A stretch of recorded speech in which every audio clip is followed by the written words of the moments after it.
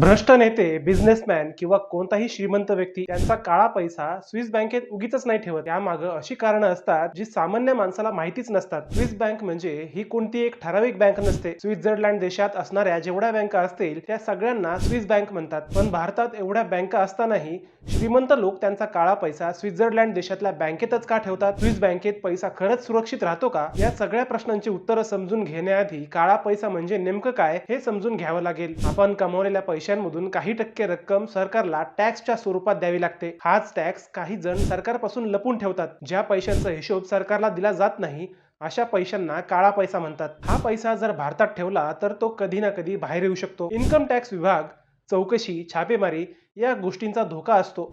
म्हणून श्रीमंत लोक किंवा भ्रष्टाचारी लोक तो पैसा स्विस बँकेत टाकतात. कारण स्वित्झर्लंड देश लहान असला तरी आर्थिकदृष्ट्या खूप मजबूत देश आहे आणि त्यांची बँकिंग सिस्टीम सुद्धा खूप स्टेबल असते. शिवाय स्विस बँकेचा एक सिक्रेसी लॉ असतो ज्यात त्यांच्या बँकेत पैसे ठेवणाऱ्या लोकांची ओळख पूर्णपणे गुपित ठेवली जाते. जर एखाद्या बँक कर्मचाऱ्यानं ग्राहकाचं नाव किंवा इतर माहिती उघड केली तर त्याला जेल सुद्धा होऊ शकते. असं समजा की तुमच्याकडे कोट्यवधी रुपये आहेत पण तुम्हाला ते कोणाला कळू द्यायचे नाहीयेत की ते पैसे तुमचे आहे. मग साहजिकच तुम्ही अशा बँकेतच पैसे टाकाल ना. म्हणूनच भ्रष्ट राजकारणी लोक, बिझनेसमॅन किंवा इतर श्रीमंत लोक स्विस बँकेत पैसे ठेवण्यासाठी निवडतात कारण तिथे गुप्तता ठेवली जाते. शिवाय स्वित्झर्लंड हा राजकीय दृष्ट्या तटस्थ देश आहे.